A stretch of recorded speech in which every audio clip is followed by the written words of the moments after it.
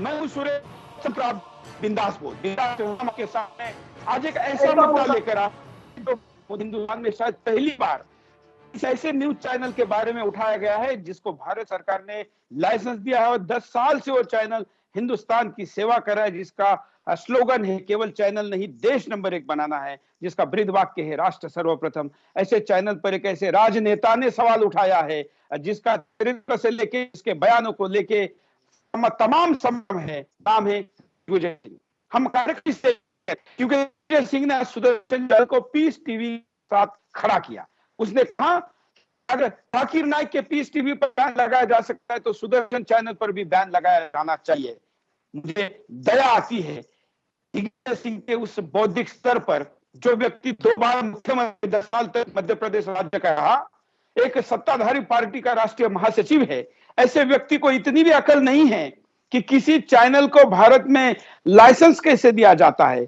10 साल सुदर्शन चल रहा है, 10 साल पहले लाइसेंस यूपीए गवर्नमेंट नहीं दिया है और भारत में अगर किसी चैनल को लाइसेंस देना है तो किसी व्यक्ति को बंदूक का लाइसेंस देने की जो प्रक्रिया है उससे भी कठोर प्रक्रिया से गुजरना पड़ता है। वो सारी प्रक्रिया पूरी करके सुदर्शन चैनल शुरू हुआ है और दिग्विजय सिंह उस चैनल से, पीस टीवी से हमारी तुलना करें जिस चैनल को भारत में किसी भी प्रकार की परमिशन नहीं है, ना उस चैनल ने कभी अप्लाई किया है। वो चैनल दुबई से अपलिंक होता है और भारत में और दुनिया में गैर कानूनी तरीके से देखा जाता है। पीस टीवी गैर कानूनी है, ये खुद इनकी सरकार ही बता चुकी है, लेकिन फिर भी दिग्विजय के ऊपर जब सवाल खड़ा किया जाकिर के संबंधों को लेकर, तो जवाब देने के बजाय उन्होंने सुदर्शन चैनल पर ही सवाल खड़ा किया। उस सवाल पर हम चैलेंज करते हैं दिग्विजय सिंह को कि दिग्विजय आरोप को साबित करके दिखाइए, नहीं तो कानूनी कार्रवाई के लिए तैयार रहिए। हम आपको दिखाते हैं दिग्विजय सिंह ने क्या कहा। क्या सुदर्शन टीवी हिंदुओं के धार्मिक उन्माद फैलाने का काम नहीं कर रहा है? अगर पीस टीवी पे बैन लगना चाहिए तो सुदर्शन टीवी पे भी लगना चाहिए। दोनों एक सिक्के के 2 पहलू हैं। क्या सुदर्शन टीवी हिंदुओं के धार्मिक उन्माद फैलाने का काम नहीं कर रहा है?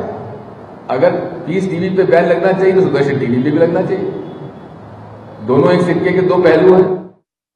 ये सिक्के के 2 पहलू दिग्विजय जी हो ही नहीं सकते। ये तो जाकिर नाइक और दिग्विजय सिंह सिक्के के एक ही साइड के पहलू है। सुदर्शन की और पीस टीवी की तुलना तकनीक के आधार पर मैं दोबारा दोहराता हूं। पीस टीवी के बारे में भावना गौड़ी नाम के सांसद ने लोकसभा में सवाल पूछा था 2012 में। प्रसारण मंत्री थे मनीष तिवारी को लोकसभा में सवाल पूछा था कि हिंदुस्तान में कुछ चैनल गैर कानूनी तरीके से चल रहे हैं और उसके ऊपर सरकार की क्या भूमिका है और कौन से चैनल के ऊपर आप कार्रवाई करने जा रहे हैं। इन 3 सवालों के बाद लोकसभा में प्रसारण मंत्री के तौर पर जवाब दिया था मनीष तिवारी ने, जिसमें पहला नाम क्यू टीवी था जो पाकिस्तान का चैनल है, दूसरा नाम पीस टीवी था जो जाकिर का चैनल है, जिसके लिए दिग्विजय सिंह रो रहे हैं, गला फाड़ रहे हैं, जिसके लिए वो इतना सब कुछ सुदर्शन जैसे राष्ट्रवादी चैनल पर आरोप लगा रहे हैं। वो पीस टीवी गैर कानूनी है, ये मैं नहीं कह रहा हूं, ये उनके प्रसारण मंत्री ने कहा है, लोकसभा में जवाब दिया है, उसके कागजात हम स्क्रीन पर दिखाते हैं, सोशल मीडिया पर चलाते हैं। दिग्विजय सिंह को पता नहीं कि पीस टीवी के बारे में उनके खुद के सरकार की क्या भूमिका थी। इस सरकार में तो बैन है ही, और दूसरा इस्लामिक देश मलेशिया में पीस टीवी बैन है, मलेशिया में जाकिर नाइक को आने नहीं दिया जाता। इतना ही नहीं, बांग्लादेश में बॉम्ब धमाके होने के बाद जाकिर के चैनल को, जाकिर को बैन किया गया है। अब हिंदुस्तान में किस आधार पर चालू करने की बात करते हैं? यह हुआ पीस टीवी का पक्ष। अब सुदर्शन का पक्ष समझ लीजिए। सुदर्शन चैनल एक कंपनी, इस कंपनी ने 2003 में कंपनी बनाकर 2005 में भारत सरकार से लाइसेंस लिया। 7 में चैनल ऑन ईयर हुआ, अगले साल चैनल को 10 साल पूरे हो जाएंगे। चैनल का 2 बार लाइसेंस रिन्यू हो चुका है।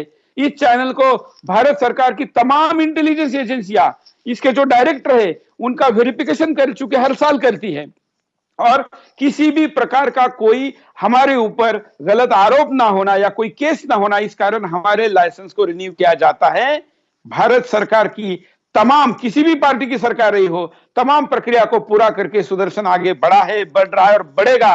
दिग्विजय सिंह जैसे लोगों के भोंकने से सुदर्शन के चलने पे कोई असर नहीं पड़ने वाला। हमारे साथ कई कॉलर जुड़े हैं, मैं कॉलर के पास भी जाना चाहूंगा। और आज अगले कुछ दिनों तक, जब तक ये दिग्विजय सिंह के साथ या दिग्विजय के आरोपों का, यह भ्रम का स्थिति हम नहीं खत्म करते हैं, मैं हिंदुस्तान में दर्शकों को अपील करता हूं, आई सपोर्ट सुदर्शन न्यूज, ये ट्रेंड चलाया जाए। दर्शकों से, सोशल मीडिया के मित्रों से अपील है, जाकिर नाइक को, जाकिर के पीस टीवी को, अगर दिग्विजय सिंह ने कहा है कि आई सपोर्ट पीस टीवी, तो मैं राष्ट्रवादी मित्रों को अपील करता हूं कि वो कहे आई सपोर्ट सुदर्शन न्यूज। कई कॉलर हमारे साथ जुड़ रहे हैं, उनके पास चलते हैं। जय हिंद, बोलिए। जय हिंद। क्या कहना है आपको? हेलो, जय बोलिए। हिंद। हेलो, जय हिंद जी। चलिए, शायद कॉलर से ठीक से संपर्क नहीं हुआ है। मैं कॉलर को कहूंगा कि आप अपनी बात को तुरंत लगातार कहें। अगले कॉलर के पास चलते हैं। जय हिंद।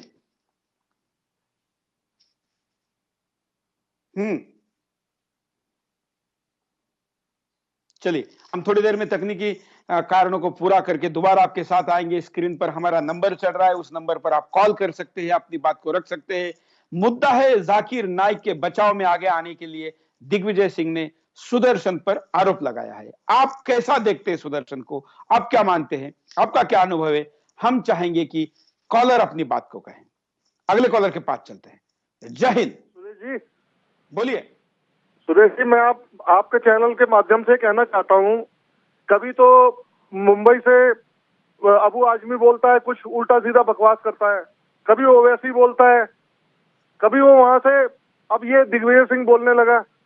तो ये इन लोगों को, ये हमारे शरीर के ऐसे अंग है ना, इनको काट के जब तक नहीं फेंकेंगे ना, तब तक हमारा कुछ भी नहीं होगा। सबसे पहले इनका कटना जरूरी है। एक जो सैनिक है, उनके जो घर वाले बेचारे मरते हैं, उनकी तरफ किसी का ध्यान नहीं जाता है।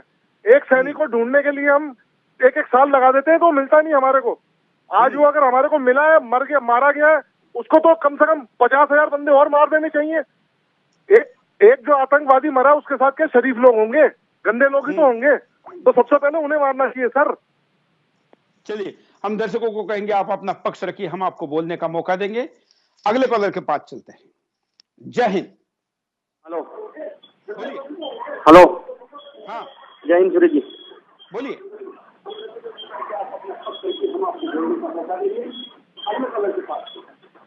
हेलो, जुड़ चुके हैं, बोलिए।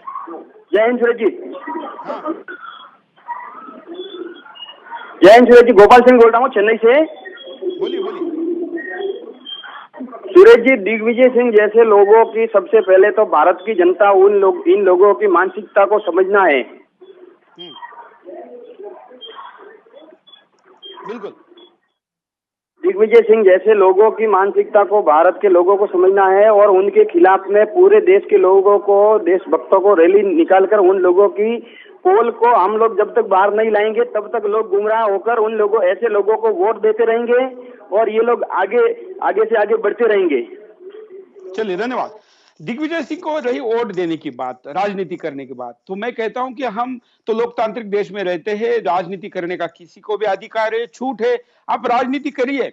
राजनीति के लिए थोड़े बहुत आपको कोई ड्रामा करना है तो करने का भी अधिकार है, लेकिन आप एक राष्ट्रवादी चैनल पर सवाल नहीं उठा सकते, जिस चैनल का स्लोगन है केवल चैनल नहीं, देश नंबर 1 बनाए। जो जिस चैनल को देख के लोग कहते हैं कि हमको सुदर्शन देख के देशभक्ति की प्रेरणा मिलती है, हमें सुदर्शन देख के देश के लिए कुछ करने का इच्छा होती है, ऐसे चैनल पे सवालिया निशान उठाया है। मैं आज आपको बताना चाहता हूं, हमने महाराष्ट्र में जब सूखा पड़ा तो हमने एक कैंपेन चलाया, भूखे को अन्न, प्यासे को पानी। इस चैनल पर दर्शकों ने इतना भरोसा किया कि आपने देश भर से, दुनिया भर से हमारे पास लोगों ने लाखों रुपए भेजे। हमने महाराष्ट्र के सूखाग्रस्त क्षेत्र में, जहां पर पानी नहीं मिल रहा था, तो वहां पर पानी का टैंकर आने के बाद लोग एक दूसरे को मारते थे, उसमें कई लोगों की जान गई, तो हमने वहां पर पानी की टंकियां लगाई। उन टंकियों को, पानी के टैंकर आते थे, वो टंकी में पानी डालते थे, उससे हमने लोगों को सहूलियत दिलाई। बाकी चैनल केवल सूखे की खबरें दिखाते थे, सनसनी फैलाते थे। उस समय हम जमीन पर लातूर में और महाराष्ट्र के सूखाग्रस्त क्षेत्र में काम कर रहे थे, टंकियां लगा रहे थे। उसके बाद फौरी रिलीफ देने के बाद हमने लोगों को आह्वान किया कि जो पंछी चिड़िया मर रही है, आप अपने आंगन में, अपनी गैलरी में, अपने छत पर पानी का छोटा पॉट रखिए, कुछ दाने रखिए। करोड़ों पंछियों को जान बचाने में सुदर्शन के दर्शक आगे आए। ये सुदर्शन के प्रेरणा का, अपील का परिणाम रहा। उसके बाद हमने कहा हम कोई स्थायी स्वरूप का काम करते हैं। तब हमने काम किया, सिन्नर तहसील में, नासिक डिस्ट्रिक्ट के सिन्नर तहसील में कोनांबा नाम का डैम है। 1968 में बने इस डैम में पानी साधन क्षमता 10% रह गई थी, 90% कीचड़ जमा हुआ था। हमने वहां पर, दर्शकों ने भेजे हुए फंड से और सुदर्शन के फंड से हमने वहां पर इतना मट्टी, इतना कीचड़ निकाला कि वहां पर 10 करोड़ लीटर पानी की क्षमता बढ़ गई। अब कल्पना करें 64 गांव को उसका फायदा होगा। ऐसा काम सुदर्शन करता है। उस चैनल की तुलना पीस टीवी से करना, जिसको देखकर लोग आतंकवादी होते हैं, जो चैनल चलाने वाला कहता है कि दुश्मनों की महिलाओं पे बलात्कार करना इस्लाम है, इसकी तुलना सुदर्शन से नहीं हो सकती। मैंने तो एक सूखाग्रस्त क्षेत्र का उदाहरण बताया। जब नेपाल में भूकंप हुआ था तब भी सुदर्शन आगे था। जब उत्तराखंड में त्रासदी आई थी तो जिस पार्टी के महासचिव है दिग्विजय सिंह, उस पार्टी ने 8 ट्रक मटेरियल भेजने का दावा किया था। जिस ट्रक में डीजल नहीं होने के कारण वो ट्रक हरिद्वार में जाके बंद पड़ी थी और बाद में पता चला कि उस ट्रकों में कुछ था ही नहीं, बस मीडिया को खबर बनाने के लिए उसमें माल भरकर भेजा था। उस उत्तराखंड के त्रासदी में उनके मुख्यमंत्री बताएंगे हमने 25 ट्रक मटेरियल देश भर से इकट्ठा करके भेजा था। और सबसे पहले उत्तराखंड सरकार, उत्तराखंड के त्रासदी वाले लोगों को, पीड़ितों के पास पहुंचने के पहले सुदर्शन चैनल पहुंच चुका था। मैं खुद पहाड़ी क्षेत्र में जाकर मैंने वहां पर काम किया। ये सुदर्शन है। बिहार हो या देश में तमाम जगह पर ऐसी आपदाओं पर सुदर्शन ने आगे आकर काम किया है। पीस टीवी से इसकी तुलना नहीं हो सकती। कई कॉलर और भी हमारे साथ जुड़े हैं, हम उनके पास भी चलेंगे, उनकी प्रतिक्रिया भी लेना चाहेंगे। जय हिंद सर। मैं राजशेखर आजाद बोल रहा हूँ सर। मैं आपके चैनल के माध्यम से ये कहना चाहता हूँ कि जितने भी राजनीतिक ये जो नेता हैं, जितने भी लोग ये आतंकवाद का समर्थन कर रहे हैं, इनके साथ भी वैसी प्रक्रिया की जाए जैसा प्रेजेंट टाइम पे जम्मू एंड कश्मीर में अलगाववादियों के साथ में किया जा रहा है सर। बिल्कुल। हम आपको दिग्विजय सिंह की उस बाइट को दोबारा दिखाते हैं।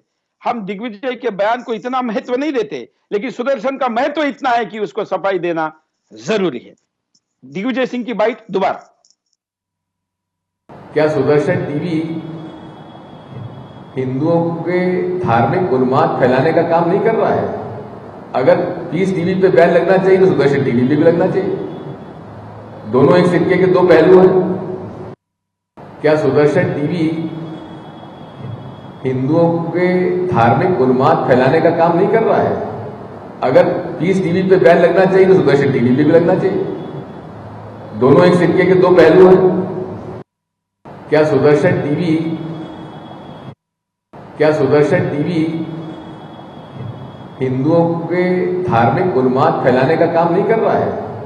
अगर पीस टीवी पे बैन लगना चाहिए तो सुदर्शन टीवी पे भी लगना चाहिए। दोनों एक सिक्के के दो पहलू हैं। अब हम आपको दिग्विजय सिंह की वो प्रतिमा दिखाते हैं जिसकी लॉयलिटी में, जिसके लिए दिग्विजय सिंह हमारे खिलाफ बोल रहे हैं। वो लॉयलिटी है जाकिर नाइक।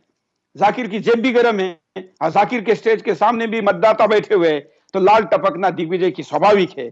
उनके सामने क्या कह रहे हैं दिग्विजय सिंह, हम आपको दिखाते हैं। और इस बाइट के बाद हम, हमारे साथ फिल्म अभिनेत्री जुड़ी हुई है, उनको हम लाइव करेंगे। हमारे साथ तमाम दर्शक हैं, उनके पास भी जाएंगे। प्राची अधिकारी इस बाइट के बाद तुरंत अपनी प्रतिक्रिया देगी। पहले हम दिग्विजय की बाइट दिखाते हैं। मैं हुजूर डॉक्टर जाकिर नायक साहब का बहुत आभारी हूं। इतनी बड़ी महफिल को मैंने कभी, मुझे बोलने का मौका नहीं मिला, इसलिए आपको मैं बहुत बहुत धन्यवाद देना चाहता हूं। डॉक्टर जाकिर साहब का मैंने बहुत नाम सुना था, मिलने का मौका भी मिला और मुझे इस बात की खुशी है कि वे शांति का संदेश पूरे विश्व में फैला रहे हैं। शांति से ही प्रगति या लोगों का इलाज करते तो वो ज्यादा अच्छा रहता। लेकिन उन्होंने लोगों का इलाज करने के बजाय उन्होंने इस्लाम को बढ़ावा देते हुए जिहादियों को बढ़ावा दिया, और उन्होंने किसी का इलाज तो नहीं करा। हाँ, उन्होंने ये करा कि वो आतंकवादी बनाने लगे, आतंकी फैक्ट्रियां क्रिएट करने लगे। जैसे एक तरह तो वो मुल्क जो कि इस्लामी कट्टरपंथी सोच को रखते हैं, वो मुल्क चलने लगे। उन मुल्कों के लोग उनके साथ जुड़ने लगे। लेकिन उन मुल्कों के वो लोग जो जिहादी मानसिकता रखते थे, सिर्फ डिस्ट्रक्शन में बिलीव रखते थे, वो लोग जुड़े। उनके साथ कोई भी ऐसा आदमी जो कुछ अच्छा करता हो किसी सोसाइटी के किसी भी आदमी के लिए, वो नहीं जुड़ा। अभी बांग्लादेश में हाल ही में जो विस्फोट हुए, वहां पर लोगों को जो मारा गया, उसमें भी उनको जो मानने वाले थे, उनको जो फॉलो करते थे, वो लोग ही उसमें उन लोगों को डॉक्टर जाकिर नायक का वहां पर भी नाम आया। इवन जो और भी देशों में जो दंगे हुए, वहां पर भी वो लोग भी इनको फॉलो करते थे। मतलब इनका नाम हर उस व्यक्ति के साथ जुड़ा जो आतंक से कहीं ना कहीं कनेक्ट था, डायरेक्ट या इनडायरेक्ट। और इनके जितने भी आज तक मैंने यूट्यूब में देखा है इनको, कि कई लोग बोलने लगे, राष्ट्रवादी लोग, देखो एक डॉक्टर जाकिर नायक जैसा आदमी है, उसको सुन के लोग इस्लाम अपना रहे हैं। तो मुझे लगा क्यों हिंदू लड़कियां बन रही है, ये जबरन वहां पर हिंदू लड़कियों को मुसलमान बनाने का काम करते थे। कभी ये झूठी गीता का झूठा पन्ना लेकर, कभी ये कहेंगे चैप्टर 1 पेज नंबर 55, कहीं पर ऐसा नहीं लिखा हुआ था। इन्होंने इवन मांस की जो दाल है उसको मांस यानी कि मीट बनाकर लोगों के सामने ऐसे प्रस्तुत करा कि जो लड़कियां, मारवाड़ी लड़कियां जो मीट नहीं खाती थी, वो भी इस्लाम में आके मीट खाने लगी। इन्होंने हमारी धार्मिक भावनाओं के साथ खिलवाड़ करा। तो मेरा पूछना ये है कि ये सुदर्शन पे आज आरोप लगा रहे हैं ऐसे चैनल पे, जबकि देखिए मेरा कुछ सुदर्शन से लेना देना नहीं है। जैसे और चैनल्स हैं वैसे ये चैनल भी है, लेकिन ये राष्ट्रवादी चैनल है। जहां तक मैं सुदर्शन को जानती हूं, और मैं जब से जुड़ी हूं सुदर्शन से, तो मैं ये देखते हुए आई हूं कि एक गरीब के घर तक सुरेश जी गए और उसके घर जाके उन्होंने बताया कि एक गरीब आदमी कैसे खुश रहता है। नेपाल की त्रासदी हुई और वहां पर इन सुदर्शन के लोगों ने सेवाएं दी। मैं उत्तराखंड से हूं, उत्तराखंड में त्रासदी हुई तो उत्तराखंड के लोगों को इन्होंने मदद करी। तो ये चैनल जो राष्ट्रवादी मुद्दे उठाता रहता है, कभी ये कोई सिर्फ हिंदुओं के साथ नहीं है, ये राष्ट्रवादी लोगों के साथ है। इस चैनल में मुसलमान भी आते हैं, वो मुसलमान जो ओपन माइंडेड या जो सेकुलर मुसलमान जिनको आप बोलते हैं, उस टाइप के लोग भी यहाँ पर आते हैं और अच्छी अच्छी बातें करते हैं। मैंने कभी भी ये नहीं देखा कि यहाँ पर किसी धर्म या मजहब के खिलाफ बात हो रही हो। यहाँ पर बात उस आदमी के खिलाफ होती है जो जिहाद करता है।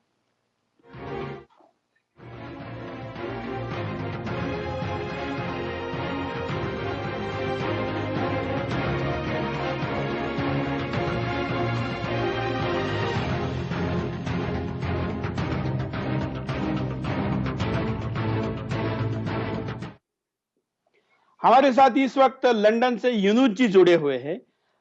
यूनुस जी, आप कल भी जुड़े थे, आपने जाकिर के खिलाफ बड़ी दमदार बात कही थी। आज हमारे खिलाफ आरोप हो रहा है। मैंने कल आपको कहा था कि आपके खिलाफ भी आरोप होगा, लेकिन आपके खिलाफ होने के पहले हमारे खिलाफ हुआ है। क्या कहेंगे? भाई, आरोप लगाना तो लोगों का काम है जिनको हकीकत का पता नहीं है और बस ऐसे ही ब्लाइंड फोल्ड लगा करके फॉलो कर रहे हैं। उनका, जिनके पास सच नहीं है वो आरोप ही लगाते हैं। जब वो सच का सामना नहीं कर पाते तो वो आरोप ही लगाते हैं। आपसे जब गुफ्तगू हो गई तो मुझे भी बहुत से मुसलमानों का इंडिया से मैसेज आया, बहुत गालियां दी, माँ बहन की गालियां देते हैं, धमकियां देते हैं। लेकिन हम तो हक बात बोलते हैं, सच बात बोलते हैं, हम किसी से डरते नहीं हैं। और यही समझता हूं कि जो जाकिर नाइक के लोग गालियां दे रहे हैं मुझे, शायद जाकिर नाइक के इस्लाम ने उनको यही सब कुछ सिखाया है, एक दूसरे की माँ बहन को गालियां देना, इस तरह की बातें करना। तो आरोप लगाना तो लोगों का काम है। आप हमारे साथ जुड़े रहिए, हम एक छोटा सा ब्रेक लेते हैं, ब्रेक के बाद फिर आएंगे बिंदास बोल जाए।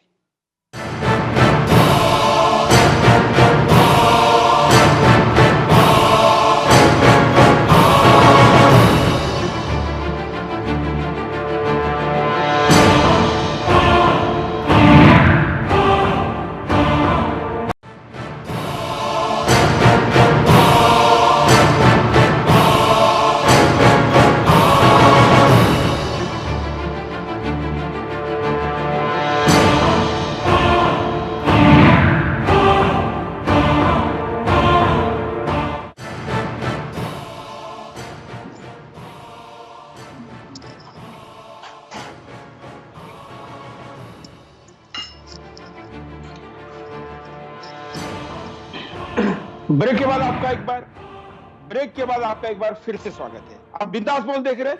आज मैं मुंबई से लाइव दे रहा हूं। मैं मुंबई आया था जाकिर नाइक की प्रेस कॉन्फ्रेंस को कवर करने, लेकिन सुदर्शन से डर के जाकिर नाइक 2.5 घंटे अपने यहां पर लेट आया। हमको बताया गया कि आप जाकिर नाइक प्रेस को एड्रेस नहीं करेंगे। मैं वहां से चले आने के बाद जाकिर ने मीडिया को एड्रेस किया, जिसमें सुदर्शन की टीम जो वहां पर थी उसके लोगों ने उसको सवाल पूछने नहीं दिया।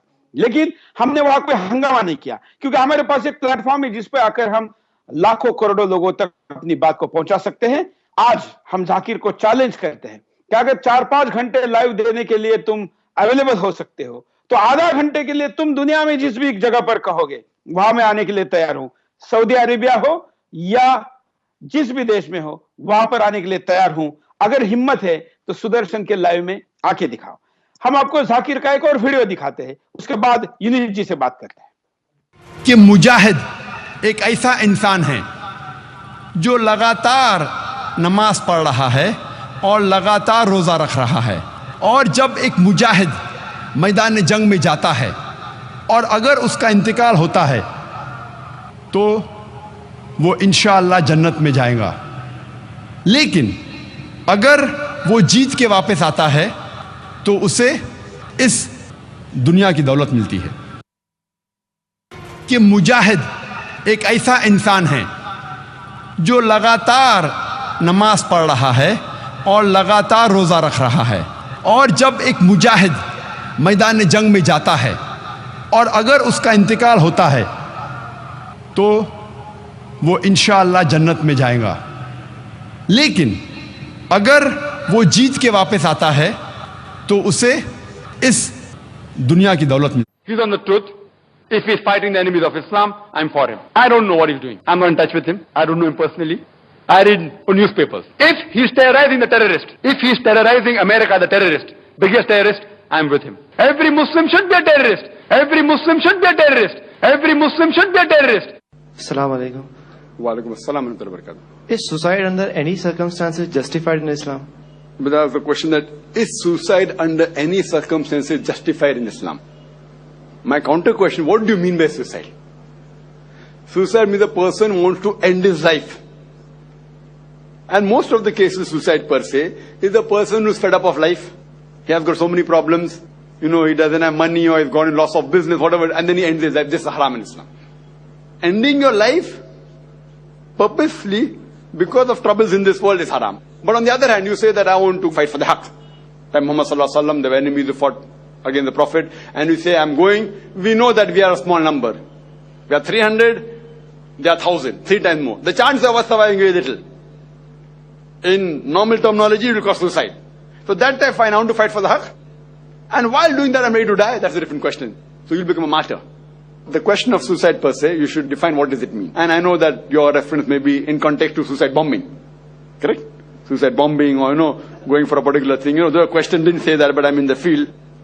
So more suicide bombing is the difference between suicide bombing and committing suicide. Suicide per se is haram. But if you ask me suicide bombing, as I said, individual case you have to analyze what does the individual case say. If it's one individual who takes a decision and does it, it's totally haram in Islam.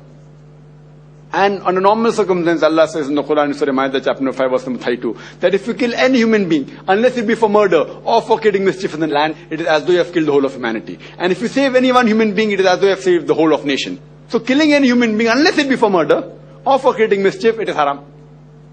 But now under circumstances, if you analyze, at the time of the Sahaba, what they did, if you call it modern terminology, it is called as suicide. So what we have to realize, that individual person taking a decision is totally haram. The scholars are divided. Some group of scholars say that under any circumstances, suicide bombing is haram. Like Sheikh Nasruddin Albani, Sheikh Uthaymeen, Sheikh bin Baz, all these 3 great stalwarts who expired recently, all of them say that suicide bombing, suicide killing under any circumstances is haram. But there are other scholars, like Sheikh Salman Auda, he is mashallah one of the great scholars of this time. He says that if under normal circumstances, it's haram. But if the situation demands, like in Palestine, every day they are being killed and thousands are being killed throughout the year. So it is rather that they have to fight in self-defense, and if they know that they use an attack in which the chances of dying are there, and if they really cause a damage to the opponent, as a last resort, with guidance from a scholar who has not that one individual person gets up in the night and says, okay, fine, I'll go out. So with guidance of the Quran and Sunnah, as a last resort, it can be used. And they give examples. They give examples from Hadith, giving their own logical argument. You analyze that there was once when the fort was being taken up with enemies, and the Sahaba, they said, you throw me over, and then I will go on to the spear. So chance of dying was there. Yet they went, he didn't die, and he opened the door. Quran में कहीं भी नहीं लिखा हुआ है कि मजार बनाओ। यहां तक कि अल्लाह के रसूल मोहम्मद सल्लल्लाहु अलैहि वसल्लम ने कहा कि कोई भी कब्र पक्की नहीं होना चाहिए, अगर पक्की है तो उसको जमीन से नश करना चाहिए। सही बुखारी की हदीस है कि अगर कोई कब्र पक्की है तो उसे जमीन के लेवल पे लेके आना चाहिए।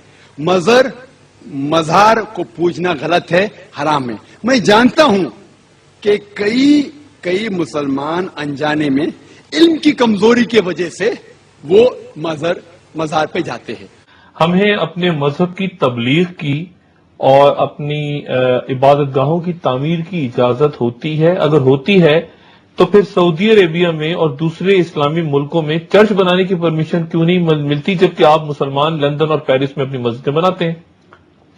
चंद इस्लामिक मुल्कों में, मिसाल के तौर पे सऊदी अरेबिया एटसेट्रा में, propagation of any other religion is prohibited, even construction of any place of worship is also prohibited. और इसमें कई गैर मुस्लिम कहते हैं कि हम जब आपको अलाउ करते, हमारे कंट्री में आते, यूरोप में आते, अमेरिका में आते, तबलीग करते, मॉस्क बनाते, तो हमें क्यों नहीं परमिशन है? इसका मैं सिंपल सवाल पूछता हूं उन्हें कि मैं गैर मुसलमान से ये पूछता हूं, अगर आप एक स्कूल के प्रिंसिपल हैं और अगर आप मैथ्स टीचर चुनना चाहते हैं और 3 टीचर आते हैं, एक टीचर से आप और सवाल पूछे 2 जमा 2 कितना, पहला टीचर कहता है कि 2 जमा 2 3, दूसरा टीचर कहता है 2 जमा 2 4, तीसरा टीचर कहता है 2 जमा 2 6। तो मैं ये उनसे पूछता हूं, वो टीचर जो कहता है 2 जमा 2 3 या 2 जमा 2 6, क्या आप उसको स्कूल में रखेंगे? तो वो कहते हैं नहीं। मतलब क्यों? आप उसको पढ़ाने देंगे? बोलते नहीं पढ़ाने देंगे। क्यों नहीं देंगे? क्योंकि उसे मैथमेटिक्स का सही इल्म नहीं है। इसी तरीके से जहां दीन का सवाल है, अल्हम्दुलिल्लाह सुम्मा अल्हम्दुलिल्लाह, हम मुसलमान जानते हैं कि इन्न दीन इंदल्लाह इस्लाम। सूरह इमरान सूरह नंबर 3 आयत नंबर 19 की आयत है कि सिर्फ एक ही सही दीन है। यूनुस जी के पास में चलता हूं। यूनुस जी, आपने सुना इसके तमाम वीडियो, खास करके आप तो सूफी है, इसके सूफी के ऊपर दिए बयान पर आपकी प्रतिक्रिया? मुझे आवाज आपकी सही नहीं आ रही है। अभी सूफी के विषय में जाकिर नाइक ने कहा कि कब्रों को तोड़ देना चाहिए। हाँ, आपका क्या कहना है? मुझे ये समझ में नहीं आता है कि कब्रों को तोड़ देने से इनको फायदा क्या होगा। ये जो मोहम्मद सल्लल्लाहु अलैहि वसल्लम का मजार मदीने में बना हुआ है, ये वहाबी फिरका उनको मानते नहीं है, उनकी इज्जत नहीं करते हैं, सिर्फ उनके रोजे को, मजार को गिराने के लिए ये सारी कहानी बनाते हैं। ऐसी कोई बात नहीं है। अगर किसी की कब्र बनाते हैं तो उनके रिश्तेदारों की यादगार के लिए होता है, मेमोरियल होता है कि बाद में कभी कब्रिस्तान में जाके उसको विजिट करें। इसमें कोई बुराई तो नहीं है मजार बनाने में, कब्र बनाने में। और फिर जब हम काबे में जाते हैं, और फिर जब हम काबे में जाते हैं, वहां पर भी तो कोई ऐसी खास चीज नहीं है। मंदिर हो या काबा हो, दोनों तरफ पत्थर की बनी हुई इमारतें हैं, कोई उसमें फर्क नहीं है, सिवाय इसके कि वहां इब्राहिम अलैहिस्सलाम की यादें हैं, बीबी हाजरा की यादें हैं, बस और कुछ तो नहीं है। ये सब इन्होंने अपनी तरफ से बना रखा है, ये कोई इस्लाम नहीं है। साथ में एक और वीडियो आपने देखा जिसमें उसने कहा कि इस्लामिक देश में मंदिर या चर्च बनाने के लिए छूट नहीं। उसने तो कहा हमारे देश में नहीं है। ये आपने आपको अगर हिंदुस्तानी कह रहा है तो इसका मतलब हिंदुस्तान के तमाम मंदिरों को, चर्चों को तोड़ना चाहता है। जी हाँ, पाकिस्तान में भी यही करना चाहते हैं। ये जितने भी सूफियों के मजार हैं, अफगानिस्तान में इन्होंने ऑलरेडी किया। अफगानिस्तान में जो बामियान की मूर्ति थी, बुद्ध की मूर्ति थी, उसको तोड़ा, तोहफे लगाकर, ग्रेनाइड हमले करके तोड़ा। क्या हिंदुस्तान में भी ऐसा करने देंगे? ये तो बहुत बड़ा समस्या हो जाएगा ना, ऐसा तो नहीं हो सकता है। और अगर ऐसा करने की कोशिश की तो घमसान की जंग होगी, खून खराबा होगा। ये वही चाहते हैं। जी हाँ। लेकिन इस्लाम का इससे कोई ताल्लुक नहीं है, ये सब इनकी अपनी बनाई हुई बात है। लेकिन उनका कहना है कि हम जो कह रहे हैं ये हम कुरान को साक्षी मानकर कुरान में लिखी हुई बातें ही कह रहे हैं। कुरान में ऐसा कुछ नहीं लिखा हुआ है, इन्होंने हदीस का हवाला दिया है और हदीस में तो गड़बड़ करते आते हैं ये लोग, अपनी तरफ से लगा देते हैं उन किताबों में, हदीस को चेंज कर देते हैं। ये तो एक बहुत बड़ा इस्लाम में मसला है, आपको शायद मालूम नहीं है। ये हदीसों के ऊपर अब किसी को भरोसा और एतबार नहीं रहा है। आप एक मुसलमान होकर ऐसी बात कह रहे हो, कहेंगे कि आप मुसलमान ही नहीं है। नहीं, मेरे पास इल्म है, मैंने डिग्री इसमें ली हुई है। अगर कोई मुझसे गुफ्तगू करना चाहता है तो मैं तो अवेलेबल हूँ, किसी भी मुस्लिम आलिम से गुफ्तगू कर सकता हूँ। चलिए, मैं भी अगर बात कर रहा हूँ तो कुरान और हदीस की रोशनी में कर रहा हूँ। लेकिन वो कहता है कि वो भी जाकिर भी कहता है कि मैं कुरान और हदीस की रोशनी में कह रहा हूँ।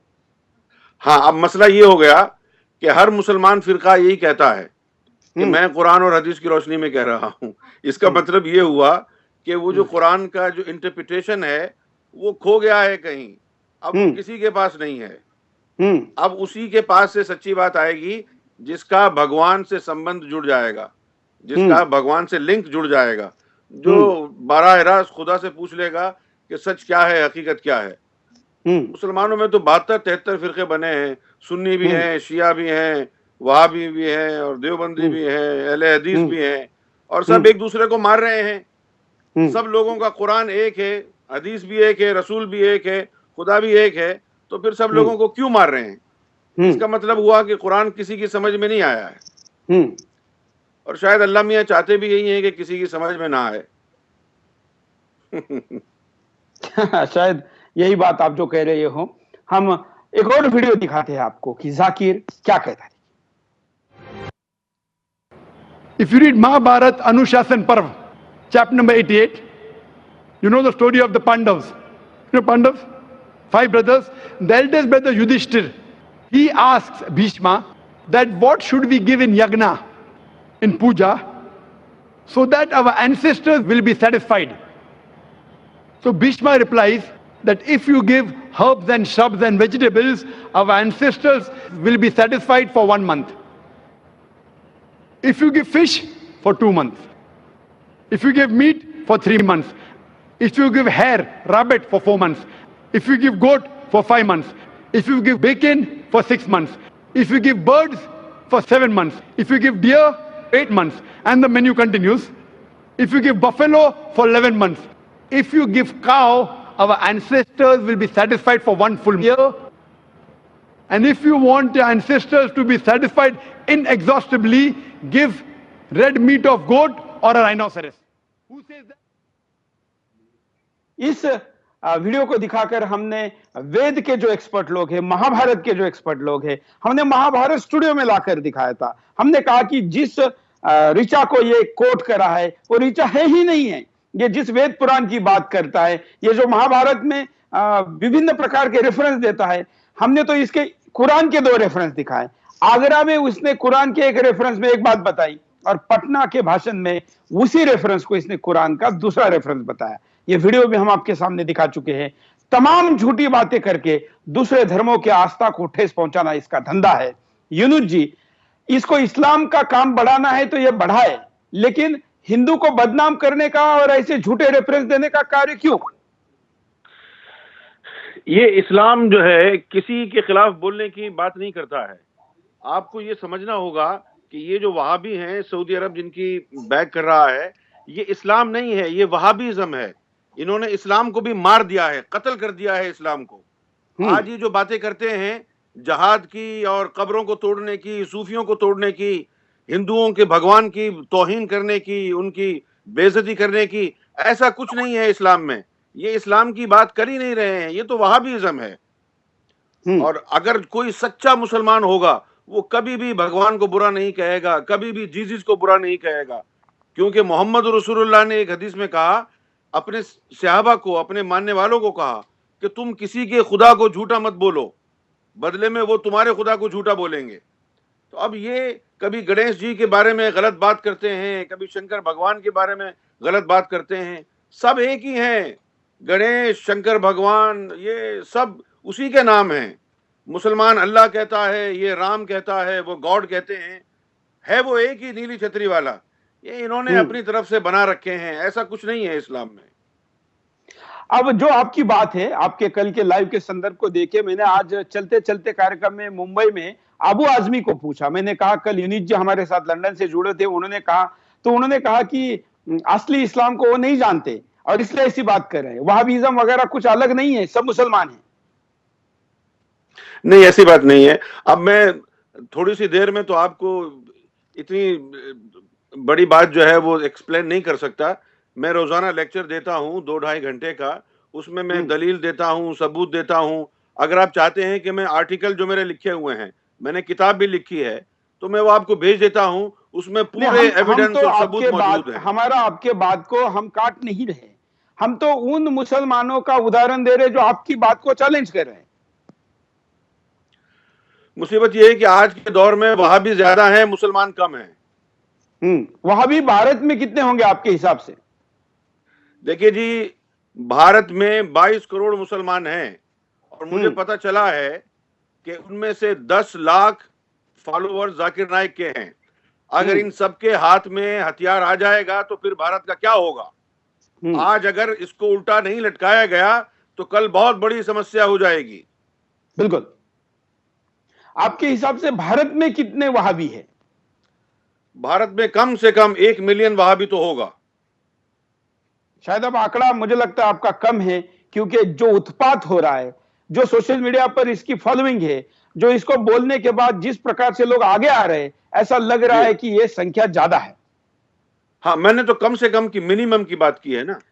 हालांकि मैं आपको यह बताना चाहता हूं कि आज मुंबई में जाकिर नाइक ने जो प्रेस कॉन्फ्रेंस की, उसमें पार्टिसिपेट होने के लिए कोई भी इस्लाम का बड़ा नाम जाकिर के पक्ष में खड़ा नहीं हुआ। जी हाँ। चलिए, हमारे साथ कई कॉलर भी जुड़े हैं, हम उन कॉलर के पास भी चलते हैं, आपके पास भी दोबारा आएंगे, जाकिर के कुछ वीडियो भी दिखाएंगे और हम चैलेंज कर चुके हैं दिग्विजय सिंह को, उसको भी जारी रखेंगे, लेकिन कुछ कॉलर के पास चलते हैं। जय हिंद। बोलिए।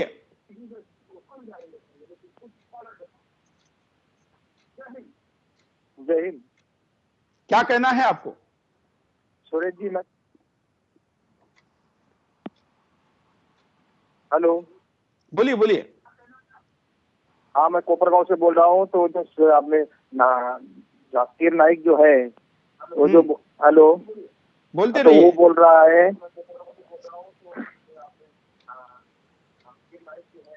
ये जो बात कर रहा है, जो अपने गणेश भगवान के बारे में जो बात कर रहा है, ये तो बिल्कुल गलत बात कर रहा है। ये भी अपने दिग्विजय सिंह को ये पता चलना चाहिए कि जो भारत देश में, पूरे देश में गणेश जी की अपनी पूजा करने शुरुआत करते हैं, पूरे हिंदियों को एक हो जाना चाहिए। और जो सुरेश चौहान के जो इतना चैनल बढ़िया चला रहे हैं, इसके हिंदुओं को तो अच्छे मैसेज पहुंच रहे हैं इसके माध्यम से।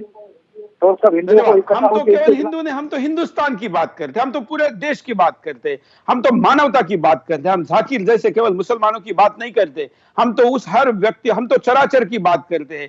प्रकृति में जो भी जीव है और जो निर्जीव है, उसमें भी हम ईश्वर को देखते हैं। ऐसे फिलॉसफी को, ऐसे विचार को, ऐसे धर्म को, ऐसी सभ्यता को हम फॉलो करते हैं। उसके जनक है, उसके हम वाहक है, और इसलिए हम जाकिर ने कुछ गलत बात कही, इसलिए हम गलत नहीं कहेंगे। जाकिर ने गणेश भगवान पर सवाल उठाया, इसलिए हम जाकिर के आस्था पर, या जाकिर जिस अल्लाह की बात करता है, उन पर सवाल नहीं उठाएंगे, क्योंकि मेरा धर्म किसी दूसरे के भगवान पर सवाल उठाने की इजाजत नहीं देता, ना संस्कार देता है। इसलिए हम अल्लाह है कि नहीं ये सवाल नहीं पूछेंगे, लेकिन जाकिर बता रहा है कि उसके संस्कार क्या है, वो गणेश भगवान है क्या नहीं सवाल पूछ रहा है, जिसका ना उसको अधिकार है ना उसकी औकात है। अगले कॉलर के पास चलता है। जय हिंद। बोलिए।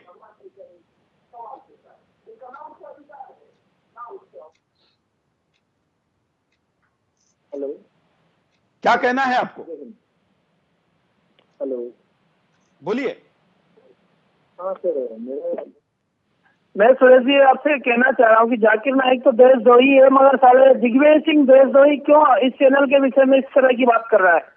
जो हिंदू राष्ट्र चैनल है, जो हिंदू की बातें दिखाता है, पूरे राष्ट्र की बातें सही सामने लाके दिखाता है, उसके विषय में ऐसी बात क्यों कर रहा है? इस पर कार्रवाई होना चाहिए। बिल्कुल। और ये बात हम दिग्विजय सिंह को 24 घंटे का समय देते हैं कि आप माफी मांगो या हम आप पर कानूनी कार्रवाई करेंगे। दिग्विजय सिंह कानूनी कार्रवाई पर माफी मांगकर लोगों के आगे घुटने टेकने के लिए भी फेमस है।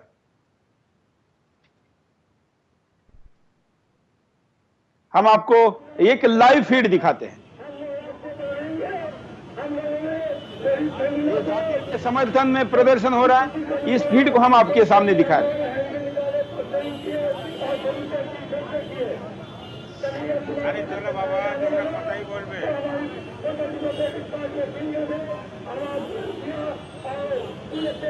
Social democratic party of India प्रदर्शन कर रही है और उसको हम बंगाल से चल रहा यह प्रदर्शन हम आपके सामने दिखा रहे हैं जो जाकिर के समर्थन में है।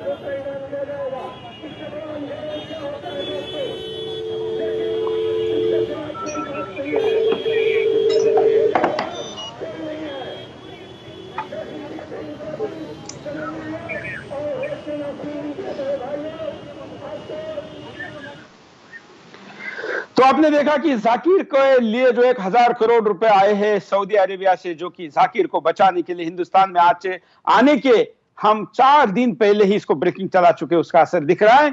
और जाकिर के समर्थन में भले पेड़ भी क्यों ना हो, कुछ जगह प्रदर्शन समर्थन में हो रहे। हम राष्ट्रवादी मित्रों को आह्वान करते हैं कि दिग्विजय सिंह ने कहा है कि आई सपोर्ट पीस टीवी या आई सपोर्ट जाकिर नाइक। हम आपसे अपेक्षा करते हैं आई सपोर्ट सुदर्शन न्यूज का ट्रेंड चलाने की। इस ट्रेंड को ट्विटर पर, फेसबुक पर, सोशल मीडिया के विभिन्न हैंडल पर आप हमारे समर्थन में इसलिए करें क्योंकि आप दिग्विजय सिंह से सहमत नहीं है, यह जता सके। हम आपको अब कॉलर के पास लेके चलते हैं। जय हिंद। हेलो, बोलिए। हाँ, हम बोलते हैं ये दिग्विजय सिंह जो है ना, वो तो हमारा देश का गद्दार है, वो तो पाकिस्तान का दलाल है वो लोग। इसका आगे भी ऐसे हिंदू के लिए ऐसा बात बोला था दिग्विजय सिंह। देखिए, आपको धन्यवाद कॉलर का। दिग्विजय सिंह, देखिए कि लोग आपके बारे में क्या कहते हैं। हम ऐसे अपशब्दों का समर्थन नहीं करते क्योंकि हम एक राष्ट्रीय प्लेटफॉर्म है, नेशनल न्यूज चैनल है, लेकिन लोगों की भाषा तो अब तक पहुंच रही है ना, लाइव में लोग क्या कह रहे हैं। जरा आपने गिरिबान में झांकिए, जाकिर नाइक जैसे नालायक के साथ खड़े रहेंगे तो लोग आपको यही कहेंगे, लेकिन सुदर्शन पर सवाल या निशान उठाकर अपने जाकिर के साथ खड़े रहने का जवाब नहीं दिया है, बल्कि दूसरा सवाल उठाया है। अगले कॉलर। जय हिंद। हेलो, बोलिए। हेलो, क्या कहना है?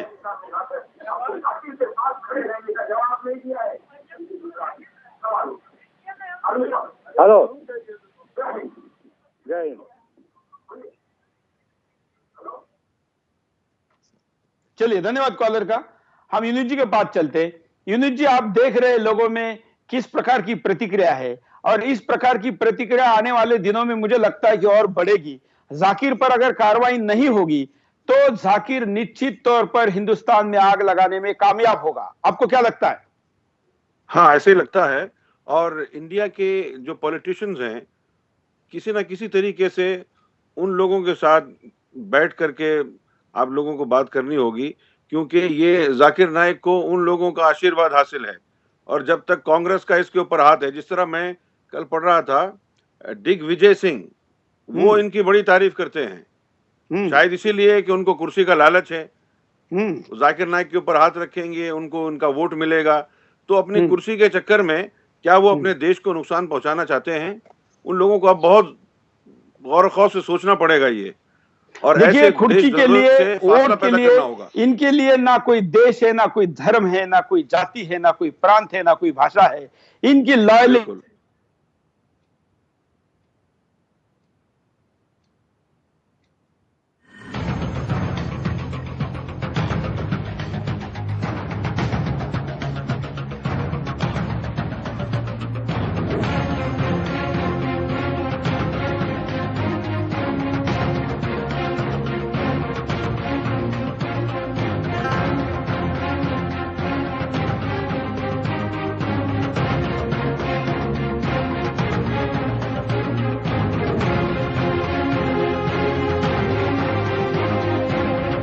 एक हदीस को अक्सर उछाला जाता है जिहाद के मामले में।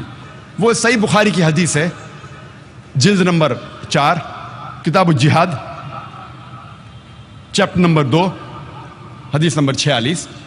इसमें लिखा है, अबू हुरैरा रज़ियल्लाहु अन्हु फरमाते हैं कि अल्लाह के रसूल फरमाते हैं कि मुजाहिद एक ऐसा इंसान है जो लगातार नमाज पढ़ रहा है और लगातार रोजा रख रहा है। और जब एक यूनुस जी, इस वीडियो पर आपकी प्रतिक्रिया? जी, जाकिर जो कह रहा है, कार्यक्रम के आखिर में मैं आपकी प्रतिक्रिया चाहूंगा। हाँ, मैं आपको बताऊं कि कुरान में और हदीस में जिहाद के बारे में जो आया है, ये जिहाद एक सेल्फ डिफेंस था। जब मदीने में और मक्के में इस्लाम को ये एस्टेब्लिश कर रहे थे और इस्लाम अभी पूरी तरह एस्टेब्लिश नहीं हुआ था, तो वहाँ के लोग जो इनको मारना चाहते थे, ख़त्म करना चाहते थे, तो उन लोगों से बचने के लिए कुरान में जिहाद का हुक्म आया। और फिर लेकिन उस जिहाद को ये लोगों को, गैर मुस्लिमों को मारने के लिए हथियार के तौर पर यूज करना चाहता है। धन्यवाद यूनुस जी, हम आपको फिर जोड़ेंगे। जाकिर के खिलाफ खड़े होने वाली हर आवाज के साथ हम खड़े हैं, इसलिए अब सत्य के साथ अगर आपको खड़ा रहना है तो सुदर्शन के साथ रहिए। आज मैं मुंबई से हूं, मैं भी आज ठीक से बात शायद आप लोगों से नहीं कर पाया क्योंकि तकनीकली मैं रिमोट लोकेशन से आपसे बात कर रहा हूं, लेकिन कल बिंदास में आपके साथ जुड़ेंगे, दिग्विजय को जवाब देने के लिए मजबूर करेंगे। सुदर्शन ने हमेशा सत्य का, राष्ट्रघात का, धर्म और देश का साथ दिया है। हम आशा करते हैं कि देश हमारा भी साथ देगा। आज के लिए इतना ही। जय हिंद।